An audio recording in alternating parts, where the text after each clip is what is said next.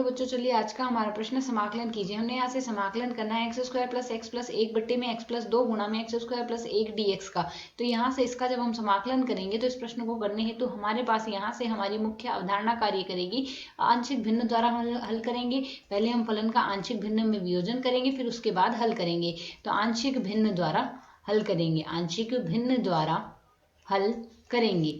तो यहाँ से हल करने की क्रियाविधि हमारी यही रहेगी। तो यदि अब हम यहाँ से दिए गए पद के अंश को देख लें और हर को देख लें, तो पहले हमें पद जो दिया गया वह है x square plus x plus एक बट्टे में हमारे पास राशि है एक्स प्लस दो, साथ ही है गुणा में एक्स स्क्वायर प्लस एक। तो इसे यदि अब हमने सरल करना है तो आंशिक भिन्नों में वियोजन कर देते हैं, अर्थात ए बट्टे एक्स प्लस दो प्लस बी एक्स प्लस सी बट्टे में है हमारे पास यहाँ से पद एक्स स्क्वायर प्लस एक ले लेते हैं। आंशिक भिन्नों में हमने इसका वियोजन कर लिया। दोनों पदों के अंशों की यदि तुलना करें तो बाएं पक्ष का अंश है x square plus x plus एक बराबर में है एक गुणा में एक्स स्क्वायर प्लस एक प्लस बी एक्स के गुणा में आ जाएगा हमारे पास एक्स प्लस दो। ठीक इसी प्रकार हमारे पास सी के गुणा में आ जाएगा एक्स प्लस दो। तो अब यदि हमें यहाँ से दोनों पदों को सरल करना है तो दोनों पदों को सरल करने की हम क्रिया विधि लेंगे। सबसे पहले हम एक्स का मान माइनस का दो प्रतिस्थापित करेंगे। यदि एक्स का मान माइनस का दो होगा तो बायां पक्ष हमारे पास यहाँ से क्या बन जाएगा, चार माइनस दो प्लस एक आएगा और बराबर में हमारे पास माइनस दो का गुणांक यहाँ से एक तो बी का गुणांक जीरो आएगा। ठीक इसी प्रकार सी का गुणांक जीरो आएगा एक्स का मान माइनस दो होते ही, और यहाँ से एक का गुणांक क्या आ जाएगा, माइनस दो का वर्ग चार, चार प्लस एक पाँच आ जाएगा। अर्थात यदि हम यहाँ से सरल करेंगे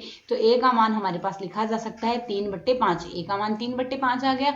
ठीक इसी प्रकार हमारे पास अगला पद हमारे पास यहाँ से रहेगा। अब x का मान हम जीरो रखेंगे। यदि x का मान जीरो रखते हैं तो बायां पक्ष तो हमारे पास बनेगा एक, और दाएं पक्ष में हमारे पास a का जो गुणांक है वह आ जाएगा एक गुणा में एक आएगा।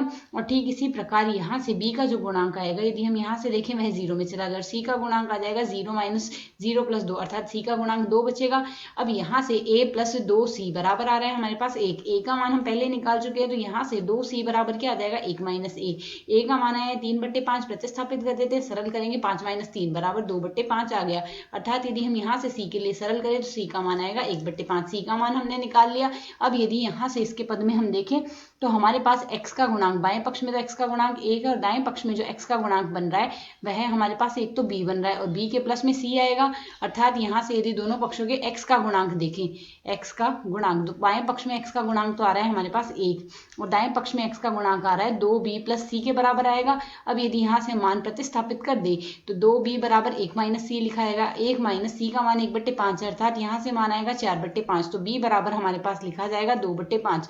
b का मान आ गया 2/5, a का मान सी का मान आ रहा है हमारे पास 1/5। और यहाँ से यदि हम a का मान और निकालें तो जो a का मान हमारे पास यहाँ पर आया है वह आया है 3/5। a b c तीनों हमने निकाल लिए, मान प्रतिस्थापित कर देते हैं। तो यदि हम मान प्रतिस्थापित करेंगे, हमने यहाँ से समाकलन करना है x square plus x plus एक बट्टे में है हमारे पास यहाँ से मान x प्लस दो गुणा में आ रहा है एक्स स्क्वायर प्लस एक, साथ ही हम लगाएंगे यहाँ से dx। तो यह मान हमारे पास आएगा dx बट्टे में x प्लस दो, और जो a का मान आया वह है 3/5। तो 3/5 हमने बाहर लिख दिया, प्लस हम यही इसी प्रकार यहाँ से यदि b का मान लिखेंगे तो b का मान आ रहा है 2/5 और b का गुणांक आ रहा है x के बट्टे में आएगा हमारे पास यहाँ से एक्स स्क्वायर प्लस एक लिख सकते हैं, साथ ही dx लगाएंगे हम यहाँ से। इसी प्रकार जो c का मान आएगा, c का मान आ रहा है हमारे पास 1/5, तो प्लस का 1/5 आ जाएगा। समाकलन dx बट्टे में आ रहा है हमारे पास यहाँ से एक्स स्क्वायर प्लस एक आ गया। अब यदि हम दाएं पक्ष को सरल कर लें तो दाएं पक्ष में हमारे पास मान 3/5 dt/t का समाकलन log t होगा, तो इसका मान आएगा log x प्लस दो आ गया। इसी प्रकार यदि हम एक्स स्क्वायर प्लस एक को t मान ले, यदि एक्स स्क्वायर प्लस एक बराबर हमारे पास t होगा तो दोनों पक्षों का जो अवकलन आएगा 2x dx बराबर आ जाएगा dt के। और यदि सरल करेंगे तो जो मान आएगा x dx के स्थान पर dt/2 लिख देंगे, साथ ही आएगा हमारे पास t, तो मान आ जाएगा 1/2 log t आ गया इसका समाकलन। और t का मान पुनः प्रतिस्थापित कर देंगे तो मान आएगा 2/5, साथ ही आएगा log एक्स स्क्वायर प्लस एक आ गया, साथ ही गुणा में 1/2 और आ रहा है तो 1/2 हम यहाँ लिख देंगे, प्लस आ रहा है हमारे पास यहाँ से 1/5।